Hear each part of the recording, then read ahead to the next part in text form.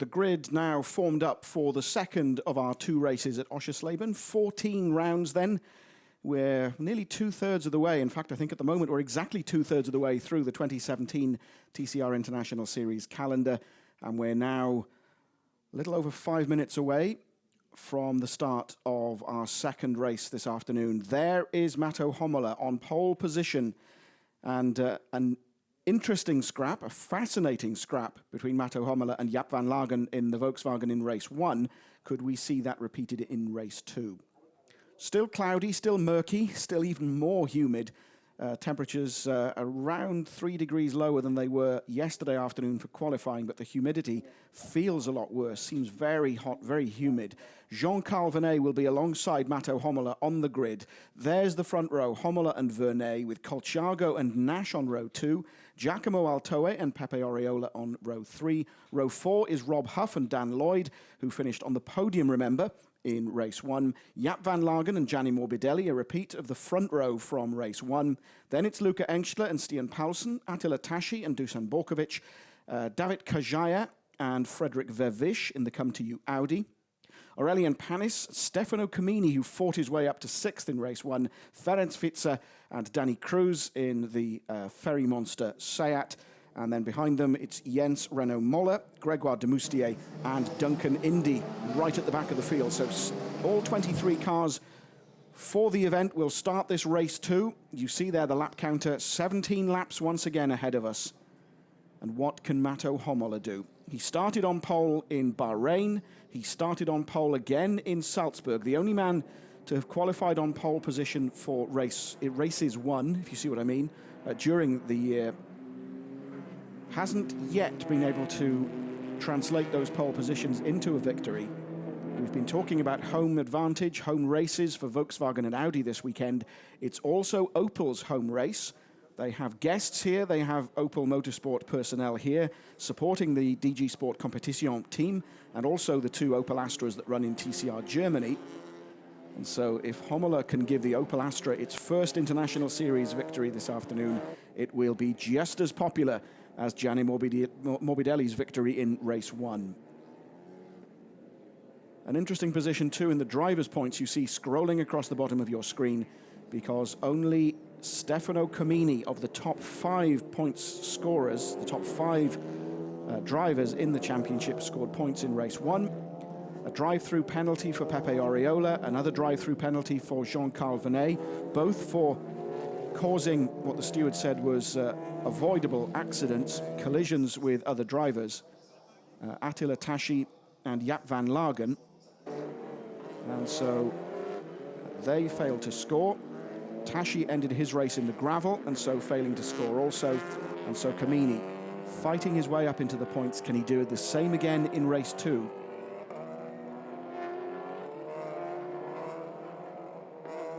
There is Tashi, there is Borkovic, who retired from race 1 saying that the car was undrivable yet again, power steering problems, which really seems to be the Achilles heel of the Alfa Romeo. I've lost count of the number of times that Dusan has said he's had power steering issues. Luca Engstler's retirement in race 1, we understand, was caused by overheating. And what can 17-year-old son of Franz Engstler do in this second race in the International Series? There is Borkovic, there is Kajaya.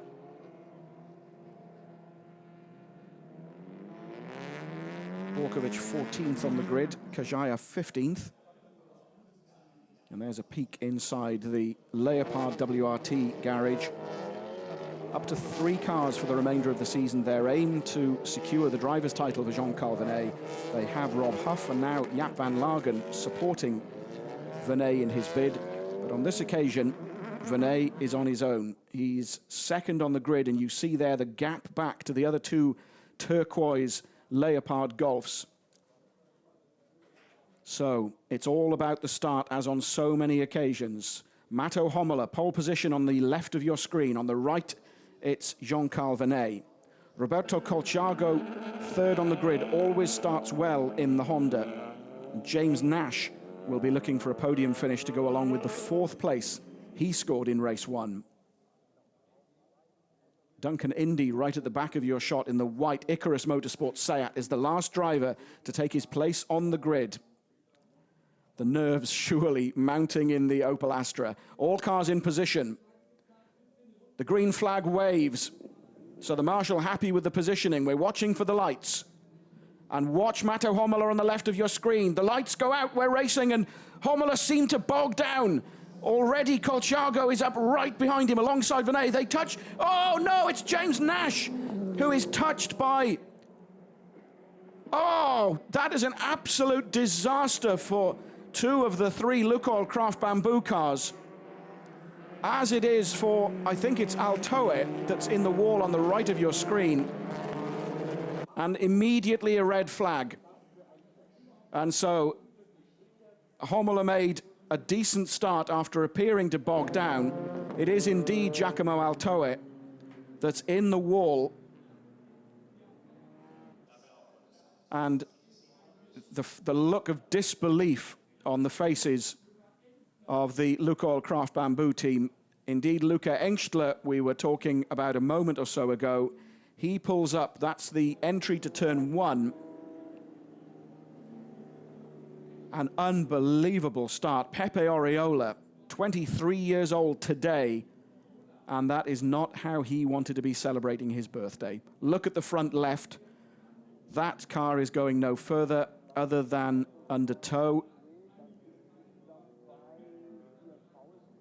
And it's Dan Lloyd who made it through unscathed. So of the three Lukoil Craft Bamboo cars, James Nash and Pepe Oriola caught up in that tangle at the start.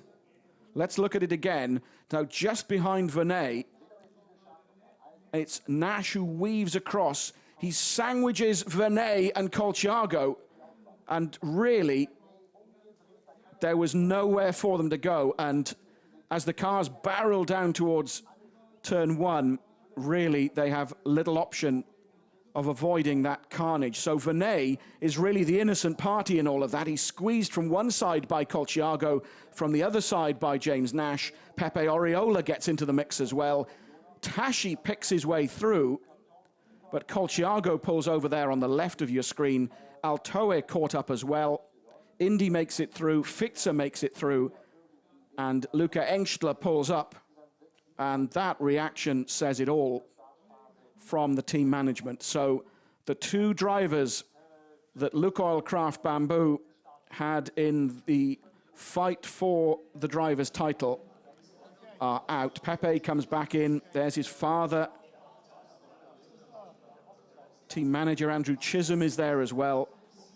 And, well, you can sense the frustration, as you can from Luca Engstler. A DNF in the first race because of overheating, and his second race ended after 100 meters or so. You see Rob Huff there looking at the damage on Stian Paulsen's car, which was also caught up in it all. And so Huff, starting from 7th on the grid, Paulsen from 12th, as the medical teams come out as well to check everybody over.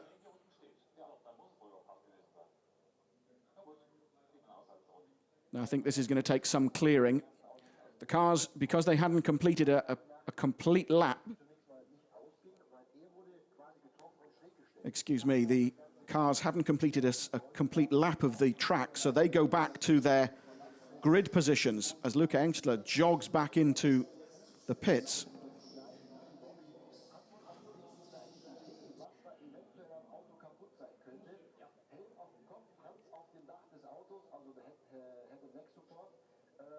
Now, what's happening with Colciago, I think it is, on the left, sitting against the barriers in a chair.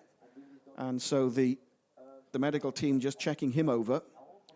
Rob Huff gives the thumbs up to say he's fine, but the car will need to be recovered. So Jean-Carl Vernet, despite getting squeezed from both sides, made it through that incident, and so is able to retake his position on the grid alongside Matto Homola for the restart. As the recovery vehicles arrive, and it's going to take quite a few minutes to pick up and remove 5 cars, I think, that I can see, because on the right-hand side of the screen is Altoe's Volkswagen, Huff's car is behind it, and Paulsen's car is behind that. There is Stian Paulsen, putting a brave face on things as he walks back. Engstler's car is relatively easy to recover, parked as it is, or as it was, on the entry to turn 1. There is Luca. Commiserations from the team. His dad, Franz, in the background, just walking towards camera now. And being asked in qualifying yesterday by Alfredo whether his career had come to an end as a driver because he's team manager, also the promoter of TCR Germany. And he said, not really. I'd like to do an endurance race with my son. But that's the reality, sadly, of motorsport. It goes from hero to zero in a few seconds. So once again then, watch Vernet as Nash comes round to the left of Vernet's car and bumps Vernet before taking out Altoe. Tassi just squeezes through. There is Paulsen that I hadn't seen first time through. But Hommler appeared not to make a fantastic start, but it was enough. Colciago could clearly see a gap and went for it, only to find Vernet moving into that gap, having been squeezed by Nash on the other side. There's Altoe, no fault of his own, because he was a passenger at that point, picking up Huff and Paulsen in the background. So 2 of the 3 Lukoil Craft Bamboo cars out within meters of the race starting. Their other car, that of Dan Lloyd, up into 3rd.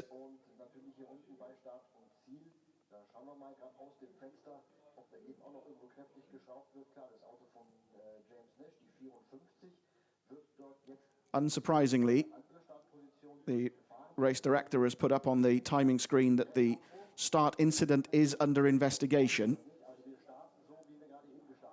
So whether any action will be taken, we will see. Nash's car pushed back by the team through the gap in the barriers you see at the back there.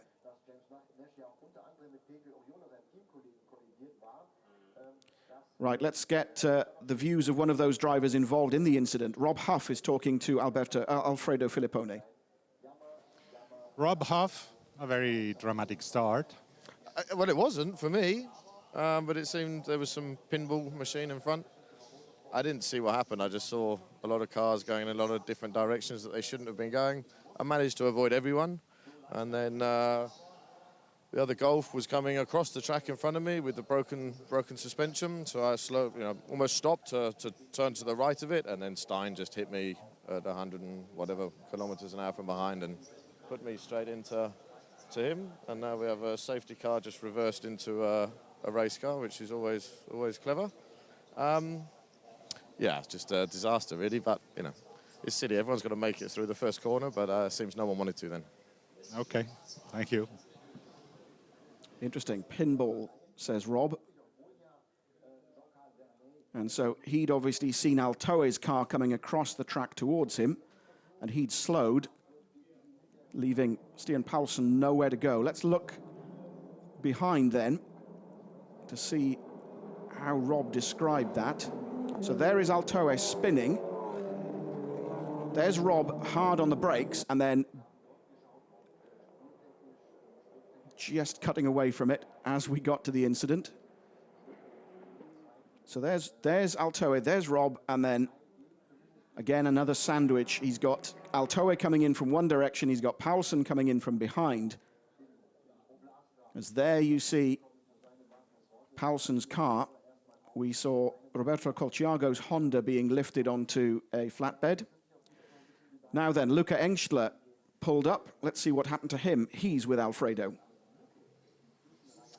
Luca Engstler, not a lucky day for you, but how happened? Yeah, I had a good start, gained 2 positions, and then I saw the crash in front of me. I went on the brake, and everywhere have been cars. Then one car came from the outside, and Rob crashed into it, and I crashed into Rob because I had no chance. I got a kick from the back, and then, yeah, the race was over. And in race 1, of course, you had a technical problem, so not a very lucky day, yeah? No, 2 times bad luck, but yeah, we take the positive. I had a good speed. I had a good speed in qualifying, in the free practice, also in the first race. And yeah, we will see. Thank you. That's an old head on young shoulders, as they say. That's very much following in father's footsteps. Luca Engstler, I think we'll see a lot more of as the years go on. Luca Engstler making his TCR debut earlier in the year in TCR Middle East. And then TCR Germany is his campaign this year, but making his TCR International debut at his home race. That's a mess on Huff's car. So I think an awful lot of drivers, completely innocent bystanders almost in that incident. I think the luckiest was probably Jean-Carl Vernet, who got squeezed from both sides by Roberto Colciago from one side, James Nash on the other, and he managed to get through unscathed. There he is on the front row of the grid, so he can retake the start. Rob Huff certainly can't with that damage, nor can two of the three Lukoil Craft Bamboo cars. Dan Lloyd is the only one of the three to make the restart. So everybody back in their grid positions because the first lap wasn't completed. So the gap's not closed up. Right, there's Pepe Oriola's car. Let's hear from the man himself as to what he thought happened. Pepe is talking to Alfredo. Pepe Oriola, nothing you could do on this start. No, obviously I tried to avoid the contact with Colciago, but he was coming backwards. And when you see a crash like this, you can never predict if the car is going to keep going to the front or backwards, and he came backwards, and it was too late to avoid him. I tried, but obviously I was going too fast, and I crashed into him. So nothing to do. Now let's see if the car it's repairable for Thailand, because it was supposed to go on the containers on Wednesday.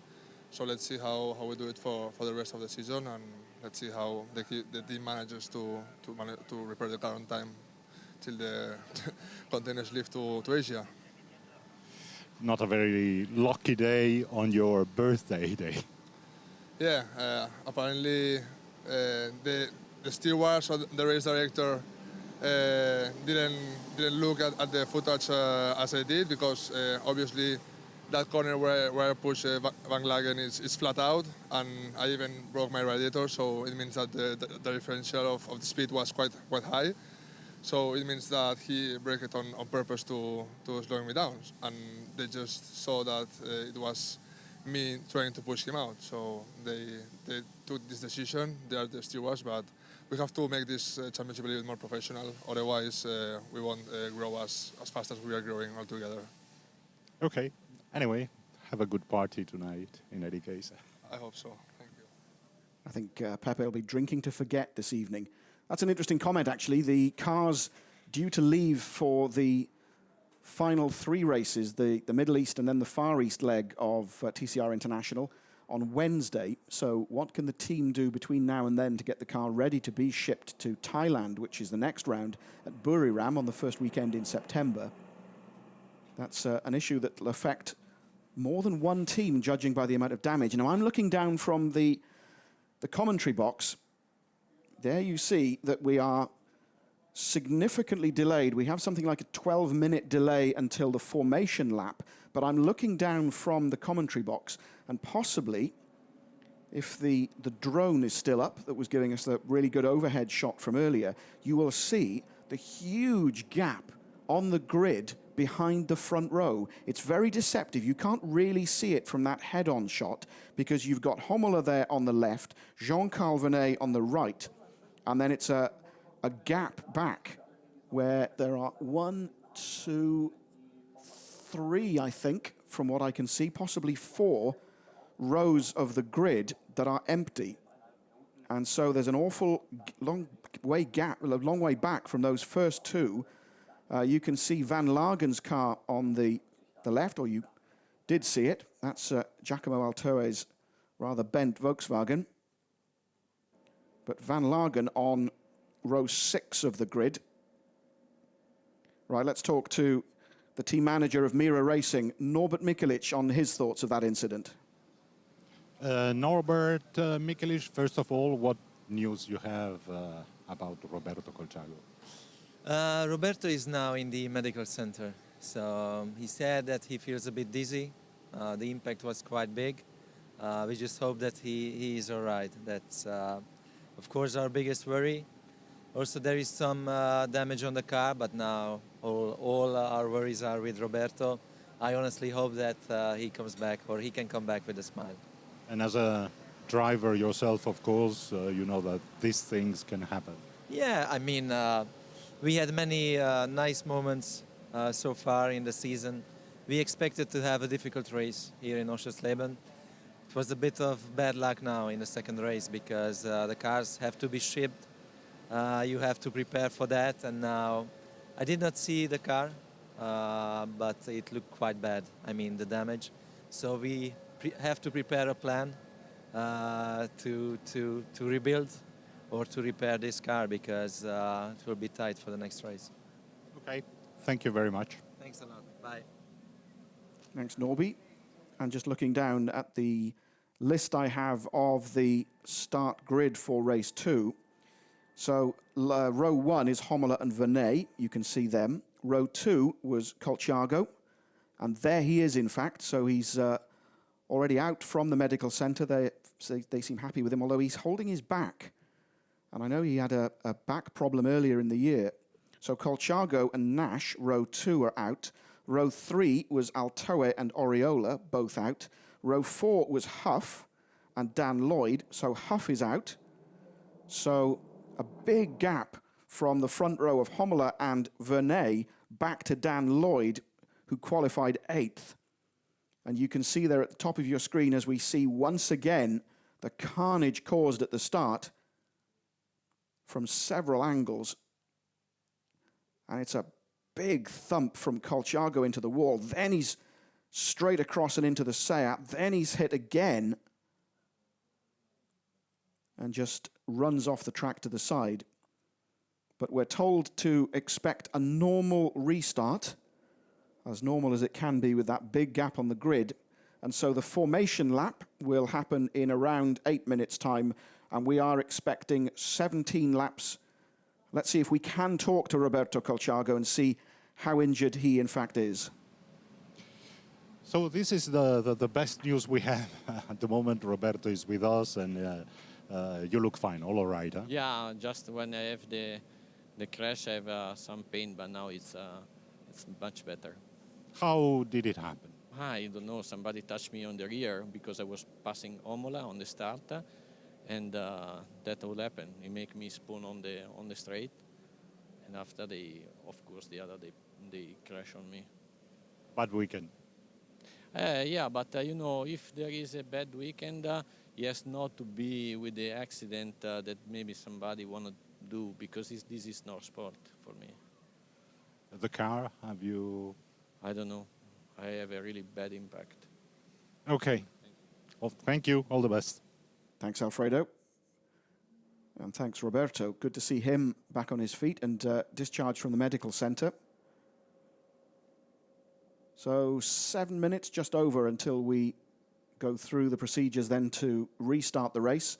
The road sweepers out, just clearing away any last remaining debris from the start area, the run down from the starting line. There is Matteo Homola talking to his engineer. And so we are expecting a full race distance because the first lap wasn't completed. 17 laps with a formation lap. So, on this restart then, no Colciago, no Altoe, no Huff, no Nash, no Oriola, no Paulsen, no Luca Engstler. So, 7 drivers of our 23 have retired. But what does that gap mean, I wonder? Maybe Stian can tell us exactly what happened. Stian Paulsen is with Alfredo down in the pits. Stian, what happened? You were at the back, so you saw everything. Yeah, I saw it and I felt it. Now I start from P12, so I was in the middle of the accident there, and I was breaking down, and I thought actually I was avoiding the other guys, but then suddenly Rob Huff was in front of me and I had no chance to break down, so I hit him quite hard. So that means it's over for us today for sure. And race one was also quite disappointing. Race one was quite okay. I felt I had a good speed, but I could not pass other drivers there. So yeah, it was okay. But in the end, I got black flag because of track limits. But this is how it is. The pace was good. The pace was good, and this is the most important for me here in this championship because I'm here with my friends and I'm doing everything alone against all big teams. And it's really difficult. So for me, the main thing is to show that I have the pace, because the consistency and to win the races and or be in the top all the time, when I do it alone, everything, this is no chance. So I just have to try to be fast as possible every time I'm out there to show that I have the speed. And the speed was there in the first race, so that was good. Well done. Thank you.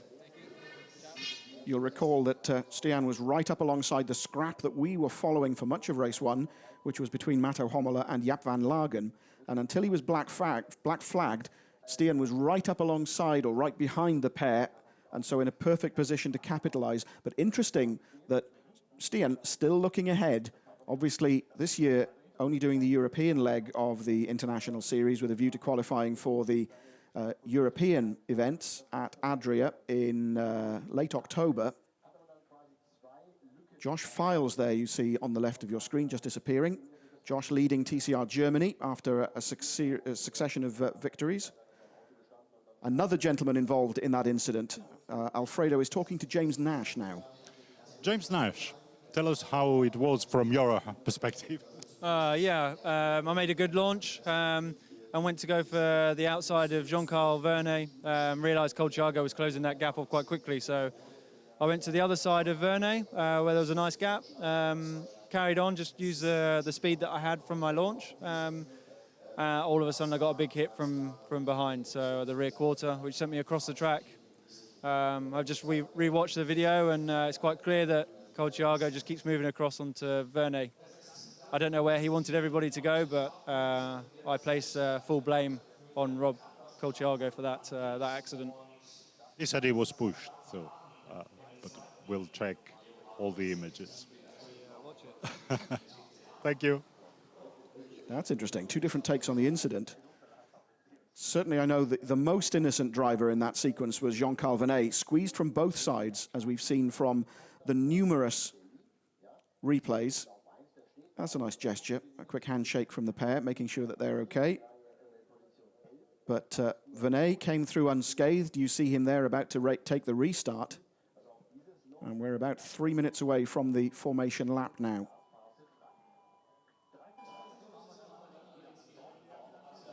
Andriana Borkovic, relieved, I'm sure, that hubby Dusan wasn't caught up in that. So she heads back to the G-Force pits to update all the social media fans following Dusan. Back to come to you. Both of their cars escaped the incident unscathed, and so a fistful of points potentially on offer for both Stefano Comini and Frederick Vervisch in the two Audis. Let's just look at this then. So Nash, as he says, moves over. There's the gap. And yes, you can see Colchiago still moves over. And so Vernet has no option but to go through and to Nash. Now, was Nash pushed from behind, as he was saying? Let's look again then. Now, it appears that there was no action from behind, but it's Colchiago who bounces across the track that takes out a number of cars, among them Pepe Oriola, and then causes the chain reaction to go through.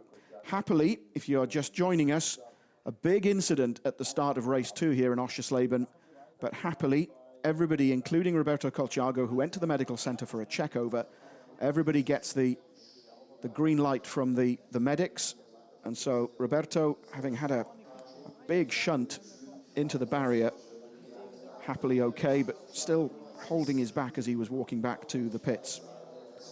So we have a restart, full 17-lap race distance for this race 2, a formation lap to get us back on course, and that formation lap about a minute and a half away, we think. Grid has been cleared.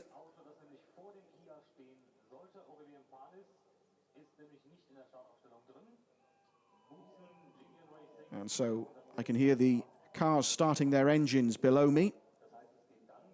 The mechanics just clearing away from the grid. And there is the gap I was talking about. You see rows 2 and 3 and half of row 4 and row 6 are empty. So big gaps. And that's where the restart will happen. So it's not as if those gaps will be closed up. So Homola is just going to be fighting with Vernet. And Dan Lloyd has the relative luxury of the gap ahead of him, but he's got Jaap van Lagen alongside him. And we saw Van Lagen's pace in race 1. We also saw Homola scrapping with Van Lagen. Vernet seems to have been the one of the 3 Leopard drivers struggling with setup this weekend. He was saying that in race 1 he had all sorts of problems with traction. So will he be able to fight with Matto Homola? Will the pair get as good a start in race 2 restart as they did from the original start? So with our thanks to the marshals and the medical teams for doing their usual great job to get us back on track, literally. And Vernet's car sporting a few battle scars, but able to take the restart. Hi guys, that's G-Force. And that's the back of the grid. There's Moller, there's de Moustier, there's Indy in the background. There is Fitzer in the Kia. We've seen very little of the Kia this weekend.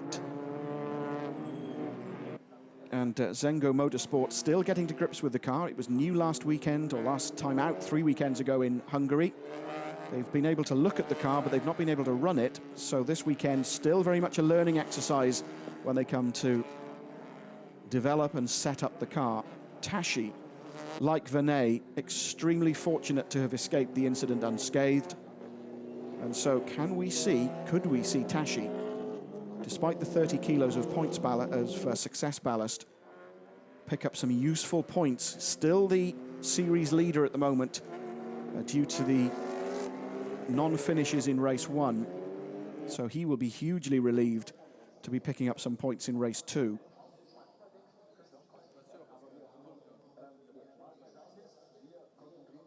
So Leopard down to the 2 cars then of Vernet and Van Lagen. Huff won't be taking the restart. West Coast down to the 1 car of Gianni Morbidelli, who, as you can see, would have started from 10th on the reversed top 10 grid, but is actually 5th. And Morbidelli, presumably, can't believe his luck, because he too avoided the scrap. And indeed, confirmation that it's not 17 laps as we were originally told, but because of getting us back on the timetable, it'll be a shortened race distance, 15 laps, not 17.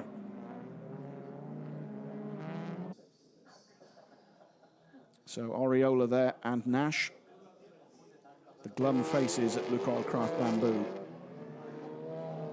And what can the Alphas do in this race? Both Kajaya and Borkovic failing to score in race 1.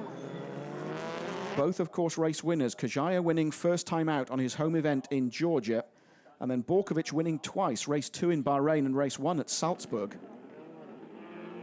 But saying that this really isn't the track for the Alpha. Because of the small engine, they really suffer from turbo lag. So any points would be useful for them. You can sense the nerves also at Come To You. They really could do with points for Comini. So then, in position, we take the start once again for a shortened race 2, 15 laps. Watch Homola on the left of your screen and watch Jean-Carl Vernet on the right. We're looking for the lights to go on. There they are. They will go off and we will be racing. Watch Homola on the left. He gets a better start this time. Sure enough, it's Homola who leads from Vernet going down to turn 1. 3-4 abreast almost, with Dan Lloyd tucking in. Then it's Morbidelli. Van Lagen takes to the gravel. They're all, I was going to say they're all safely through turn 2. I think that was Kajaya just taking to the gravel. Homola then, from Vernet, from Lloyd. Then it's Morbidelli. Then Tashi, I think. Yes, indeed it is. Tashi. There's Van Lagen. It's Vervish. Comini tucked in behind him. As Vervish dives, or tries to dive up the inside, Van Lagen closes the door. Just gets it slightly sideways. That's the long right-hander at turn 7, which caused us so many problems yesterday. They head up to the chicane, a little bumping and bagging as Vervish muscles his way through. So Vervish takes the place from Van Lagen. Comini now in close attendance. So there's Homola, Vernet, Lloyd, Morbidelli right up behind. Then Tashi, Vervish and Van Lagen. Van Lagen retakes the position.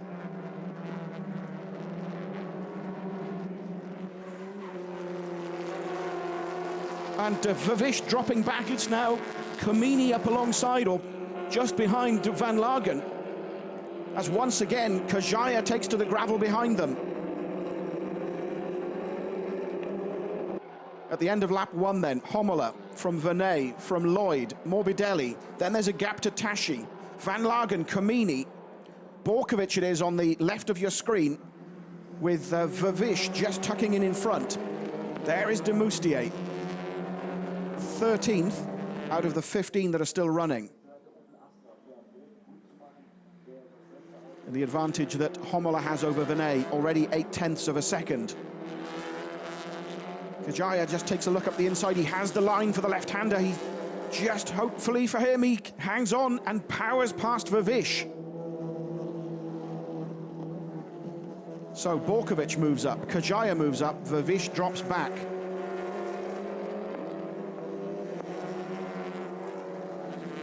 And again, Moller untidy through there. Oh, and that's... Is that turbo smoke, engine smoke? As Van Lagen, I think it is, who coasts to a halt. Van Lagen had been 6th. Indeed, big gap now. So, Comini up into 6th. And Van Lagen, no, indeed, it was a puncture. You saw the front left of Van Lagen's Volkswagen. So punctures again an issue in this second race. Tashi now ahead of Vervish. So Tashi potentially having problems. As we're looking at Duncan Indy closing up on the Kia of Fitzer. Homola then from Vernet, from Lloyd, Morbidelli. Then there's this long gap back to Comini, Borkovic, Kajaya, Tashi, Vervish, Moller. And that's our top 10. Oh, more squeezing, more bumping and banging going on between Vervish and Tashi. And Vervish takes 8th away. Tashi, remember, having the 30 kilos of success ballast as Borkovic run wide. And again, I suspect it's power steering because he really just couldn't get it through the corner.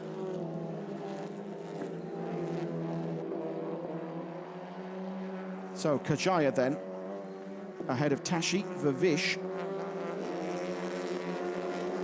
Moller ahead of de Moustier in the second Opel. So this is this move from Vervish on Van Lagen. Little nudge, I think. And Van Lagen just gets it slightly sideways. Definitely contact there. Vervish leaning on Van Lagen. And also we're hearing that Vervish is under investigation for a jump start. Now there's the tyre smoke from Van Lagen. There's confirmation on your screen that car 6 is Frederick Vervish in the Audi. That was an incident involving Tashi, so that's why Tashi has dropped back. So contact between Tashi and Van Lagen.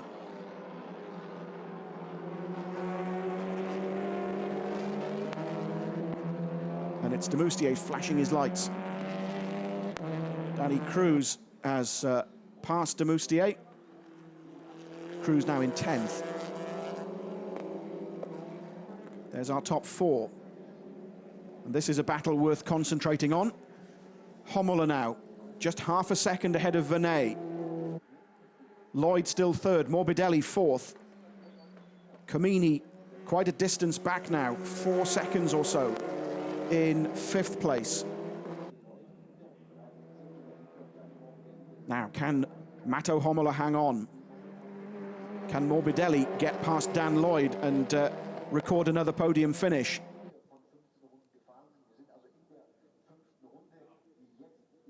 And I'm already starting to think about the Drivers' Championship table and how it'll look after this second race, with so many of the championship contenders having an absolute nightmare weekend here at Oschersleben. Morbidelli chooses his moment. He's alongside Dan Lloyd, but Lloyd has the line. No, indeed, Morbidelli goes past a brilliantly timed overtaking maneuver going into turn 13.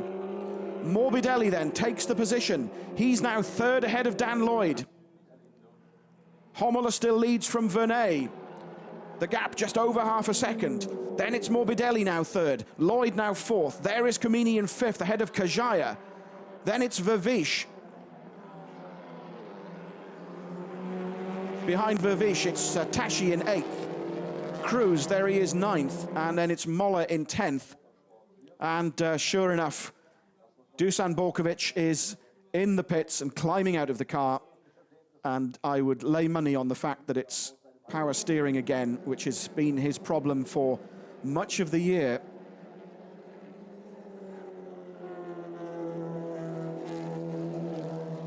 Dan Lloyd delighted with his result. Second place in race one ahead of Rob Huff.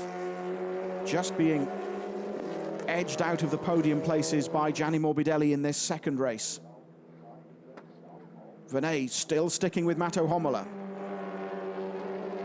Can Morbidelli improve on third? So Opel from Volkswagen. All three at their home races.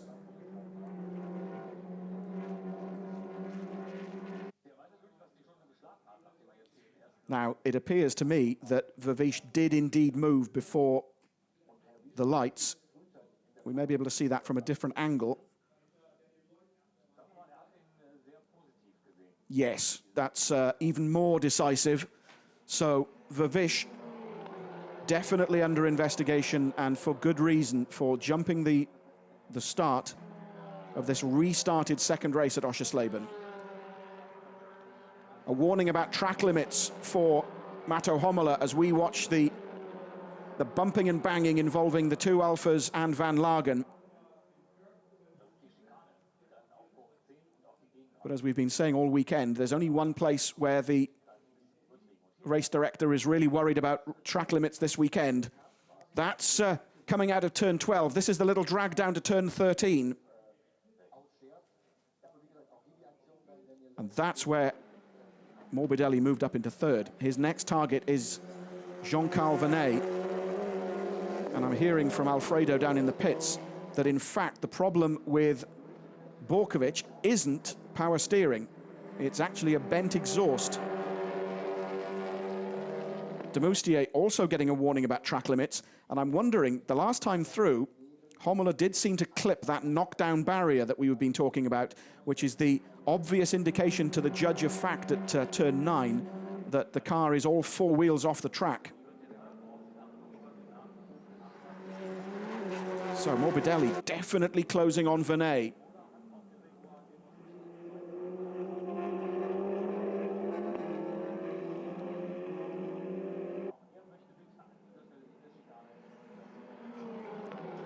So we're on lap 7 of 15, very nearly at half distance of this second race, this restarted second race at Oschersleben. Matto Homola leads for DG Sport Competition in the Opel Astra. Second is Jean-Carl Vernet for Leopard WRT in the Volkswagen. Third, West Coast Racing Volkswagen of Gianni Morbidelli. And when did we last say that there was a possible double podium on offer for a West Coast Racing car? Certainly not this year, since they changed from Honda to Volkswagen. Dan Lloyd in close attention in fourth in the Lukoil Craft Bamboo Seat. Black and white flags then, final warnings for both Homola and his teammate Gregoire de Moustier for track limits. So that's your final warning, guys. If you continue to infringe, and this is where it happens, so watch. If you do that, you're fine. If you knock that little barrier down and it flops back up, that's the track limit situation as David Kajaya is coasting to a halt. Another puncture. If you look at the front left of the car, you'll see the tyre flapping. Kajaya then retires from 6th place, allowing Tashi to move up, as it does with Vavish.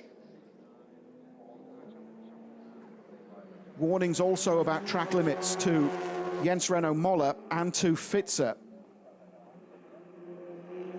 Around turn 14 then, to complete lap 7. Fitzer's already in the pits for attention.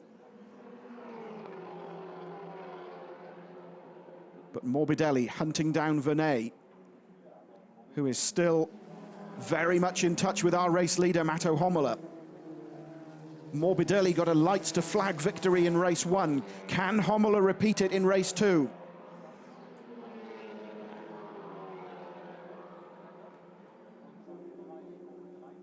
Danny Cruz off onto the grass as de Moustier is all over the back of Moller's Honda. Moller runs wide.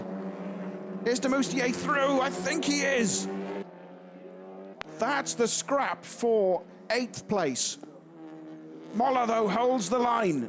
He fights back. Running wide again. De Moustier comes back. Another great scrap.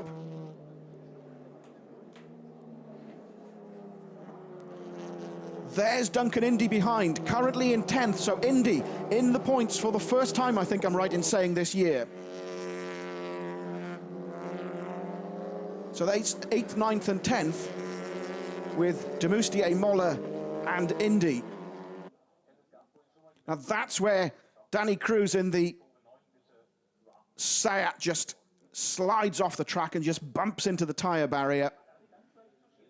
So Cruz, I suspect that's the end of his race, although I'm seeing on my timing chart that he's through and into the pits. Indeed he is, there he is, so he's got the car going but is in the pits, and I suspect will go no further. On lap 9 then, and Morbidelli has taken 2nd. While we were looking at that replay, Morbidelli has passed Jean-Carl Vernet for 2nd. So, could we be on for a sensational double victory by Gianni Morbidelli? That would be absolutely unbelievable for West Coast after their run of bad luck this year. Could Morbidelli take 50 points away from Oschersleben?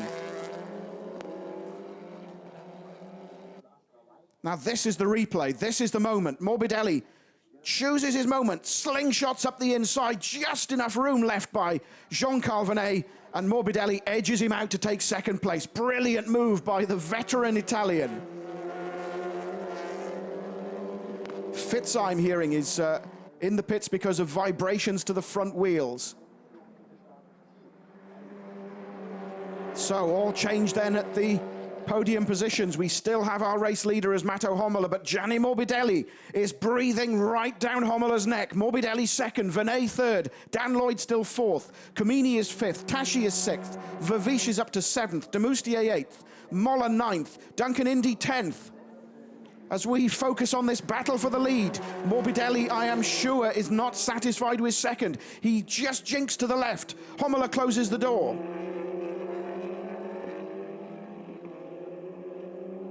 And Cruz, I'm told, has suspension damage following that collision with the barrier. Down the start-finish straight they come for the left-hander at turn 1. Through goes Homola, through goes Morbidelli. Now the right-hander, the long right-hander at turn 2. Where will Morbidelli make his move? I'm sure it's only a matter of time. Homola only too aware of who's behind him. And Morbidelli and the West Coast team in a different league this weekend. They've really worked out how to make that Volkswagen work. And Morbidelli came into this race something like 90 points adrift of the series leader.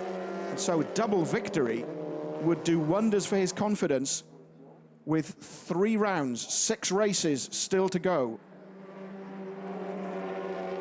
We've Thailand in September, China in October, Abu Dhabi in November.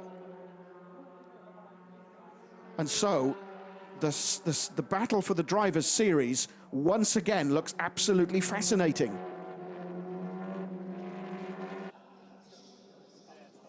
Some anxious faces at West Coast Racing.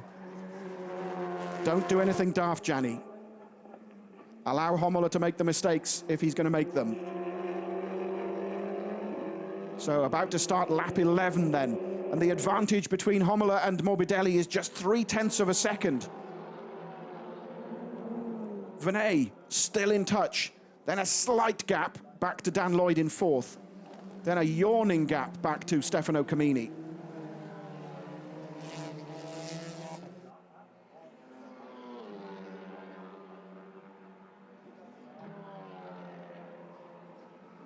Oh, little jink from Morbidelli under braking. But you have to say, so far, Homola has driven brilliantly. Under pressure, first of all, from Venet. There was the stress of the restart. Now he's under pressure from one of the most experienced drivers. I'm saying that to be kind. Gianni Morbidelli, who has shown this weekend that he can still take the fight to the youngsters.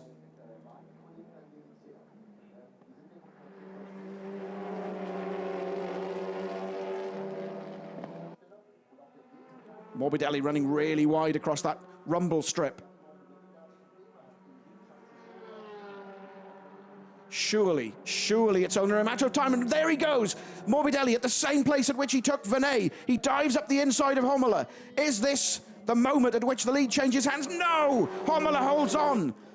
But the three together, they turn into turn 14 to finish the lap. Morbidelli alongside Honda, there's contact between them. Venet right up behind the pair. Homola holds on. Lloyd alongside Venet. They touch. Has Lloyd muscled his way through into 3rd? No, indeed. That we must see again, surely. Homola holds off a brilliant challenge from Gianni Morbidelli. Venet thought his luck was in, as did Lloyd. But no, indeed, they come out of that skirmish in the same positions in which they went in. Drive-through penalties handed out for track limits. And it won't affect the battle for the lead, I'm pleased to say. There is the replay I was expecting. Morbidelli chose his moment. That was the place where he attacked Venet, alongside Homola, who holds his nerve. They come down to turn 14, the right-hander. Up comes Jean-Carl Venet. Now watch this, Venet comes up alongside as well. Dan Lloyd moves over. We won't see that section of the maneuver. But the two drive-through penalties will affect Grégoire de Moustier and Jens Renaud Moller. So at the bottom end of the top 10, we'll keep our focus on the battle for the lead, which is turning out to be one of the classics of the season, I think you'll find. Venet not out of it yet. Nor is Dan Lloyd, for that matter, within touching distance in 4th.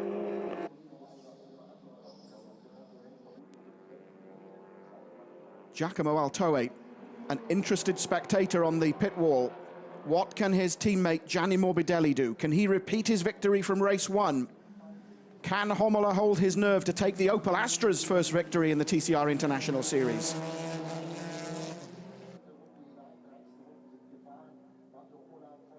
We've had incident after incident, drama after drama this afternoon. Even race 1 saw incidents aplenty with drive-through penalties and the like. But race 2 has completely changed the complexion of the battle for the Drivers' Series. Morbidelli still in touch with Matto Homola. 2 laps still to go. What can Morbidelli do? What can Venet do? And disappointment for Tashi, who pulls up. That would have been a decent points haul for Tashi, who was 6th.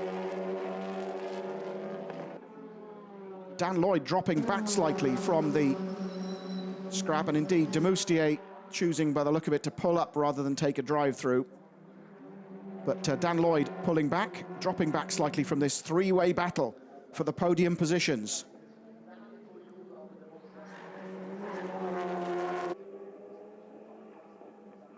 So for the penultimate time around turn 14, for the drag up to the start-finish line. And this is the moment at which Tassi outbrakes himself. Now, did he pick up some debris?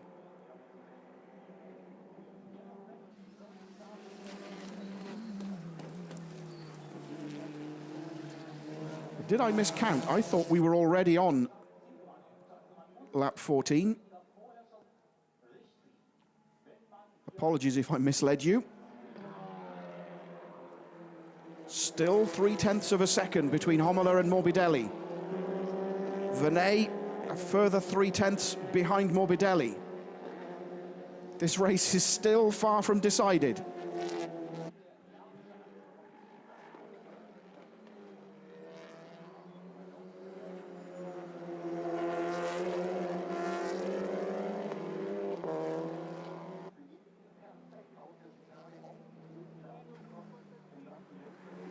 And of these three men, potentially is Jean-Carl Vernet, who will be the most relieved to finish on the podium. That will give his championship hopes a huge boost as we head for the 7-week break before Thailand. Little bump, I think, there from Morbidelli. This is his favorite overtaking spot, but it's not to be this lap. That's the end of the back straight, the stadium straight, the turn into 11, and it's the section between 11 and 12, coming out of 12 and dragging up to 13, where Morbidelli likes to make his move. So they cross the start-finish line for the final time as racing. The next time they cross that line, it'll be to see the checkered flag. And has Homola opened up just enough of a gap? What has Morbidelli got left? Vernet, I suspect, is happy to play the waiting game and see what happens. He'll be more than happy with the points from third. But tensions, I suspect, at DG Sport Competition, at Opel Motorsport, and at West Coast Racing and Volkswagen Motorsport.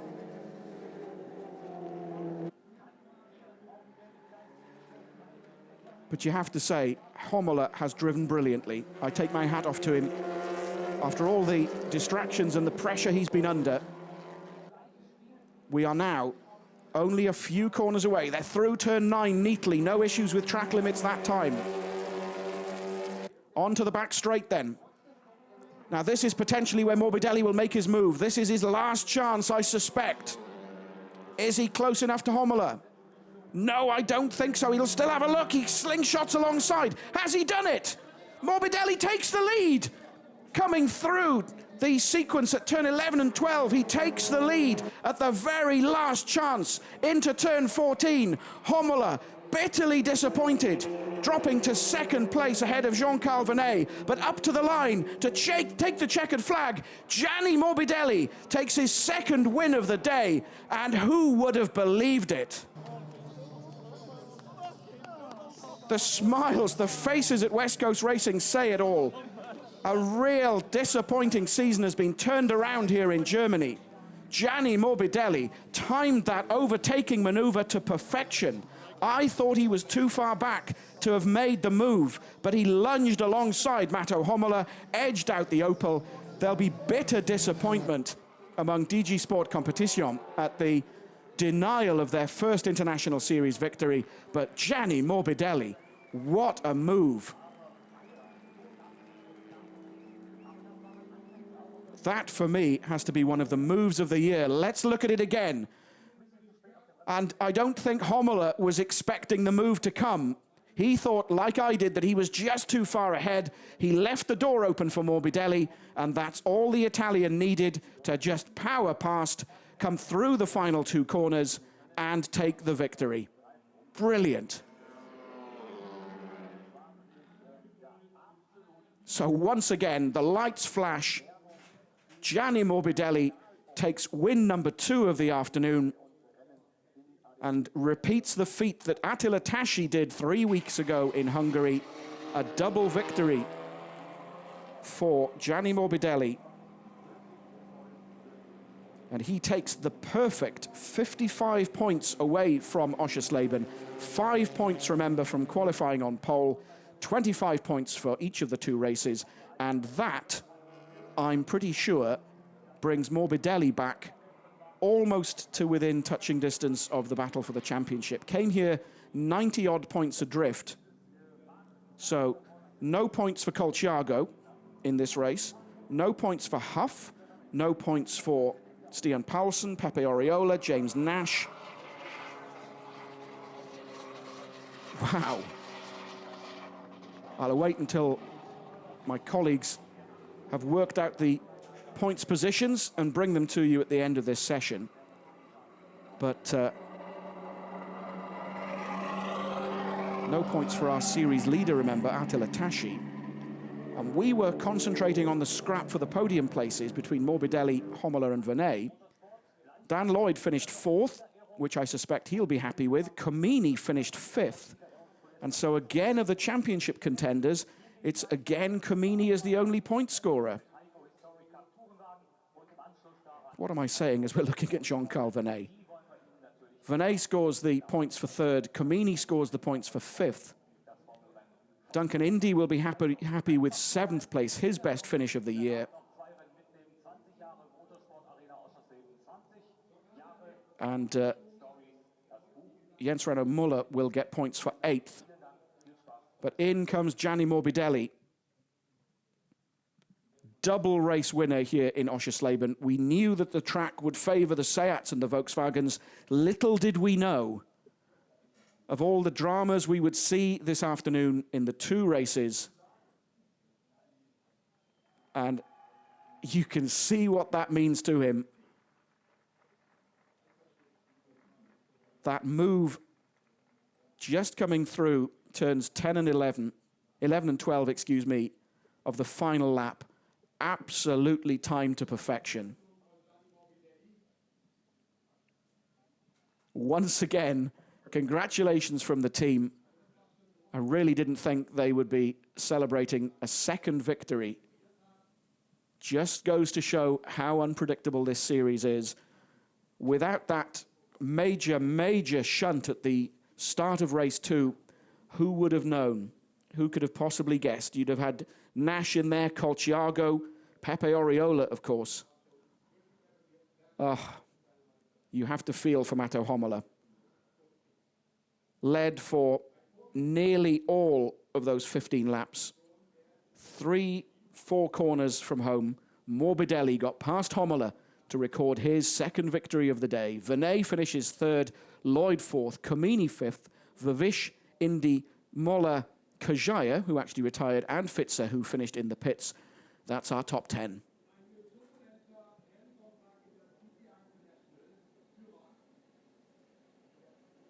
Right then, let's hear from what must be a delighted race winner. Gianni Morbidelli is with Alfredo Filippone. Gianni Morbidelli, what a day and what a 2nd win. Fantastic. Yeah, what a race, unbelievable. I pushed it hard. I really did a very good job. I must say that I'm proud because I did a good job, nice overtaking. Something strange, in the first lap I had a cramp on my arm, never happened before, but I really was very worried because I couldn't move the hand very well. And then fortunately it's gone, but but this was perfect. I mean, I attacked it and I attacked it in a proper way. I was lucky because in the first start, many cars in front of me, they crashed, they went out, but this is the race and I optimized my weekend. But tell us more about this fantastic move, a few corners from the checkered flag. Well, I just seen that I was quicker than them there. I was able to brake later and I was able to make that corner with more speed. And I tried. First with Lloyd, was good, and I tried with Verne, was good. With Omola less, because I tried 2 times, and the second was a good success in the last lap. Very good. Thanks again, West Coast Racing. I'm really happy, and this is for you guys. Thank you so much. Well done, Gianni. And old rockers never die. How do you expect me to follow that, Alfredo? Gianni Morbidelli takes his 2nd win of the day. Now, this is what I was looking for. Look at that. Morbidelli up into 8th place, still 76 points down, but a 55-point haul from a race weekend is possible, as he's just shown. And Jean-Carl Venet moved back into the lead of the Drivers' Series. behind the top 10. Kajaya drops down. Lloyd moves up into 12th and bumps down Huff and Altoe, who were caught up in that incident at the start of race 2.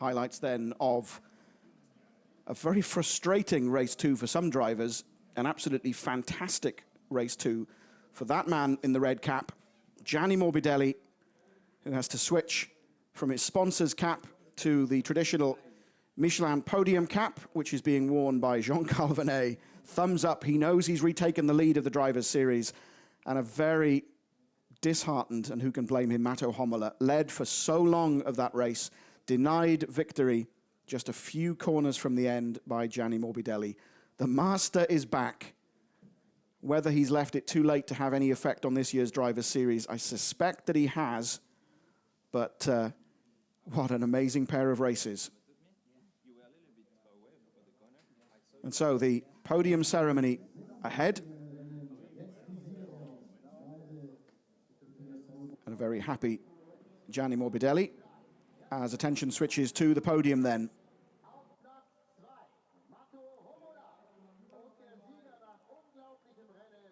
Brilliant move. Brilliant overtake by Morbidelli. Perfectly judged, perfectly timed. And you have to feel sorry for Matto Homola.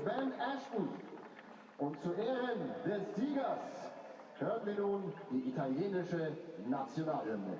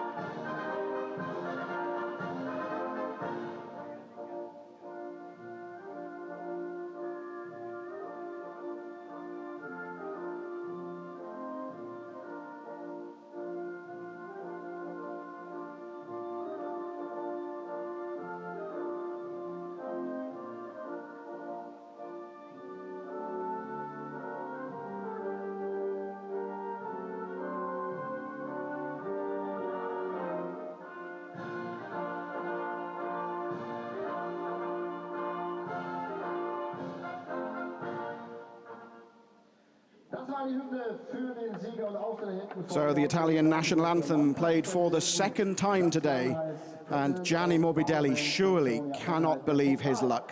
Für den Sieger. Herzlichen Glückwunsch. Wo ist er? Gianni Morbidelli. Was für ein Rennen. Unbelievable overtaking in the last corner. Fantastic. Für Platz Nummer 2. Do you know, I understood that German, I think. And indeed, fantastic overtake in the last few corners of the final lap.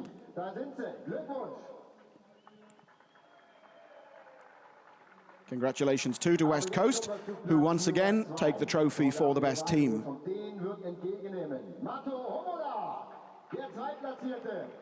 And congratulations to Matto, and commiserations on what was so nearly a victory. Der geht sozusagen nach Frankreich. Jean-Carl Vernet bekommt den Pokal übergeben. Auch hier sage ich congratulations, herzlichen Glückwunsch. And an intelligent drive from Jean-Carl Vernet. Happy to settle for third place in the points, and that'll do his championship bid no harm at all. So, the pictures. You know, first photo. And to the balcony And after that, to get the photos, which will be now it's time. on a website near you very shortly. The photos are done. It's more than time after this race for champagne.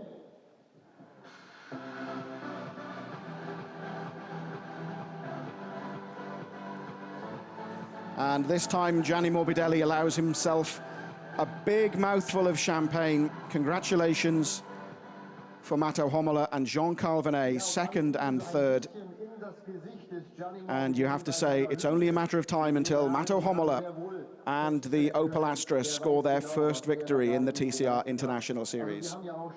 A dramatic way then to round off the European leg of the 2017 TCR International Series.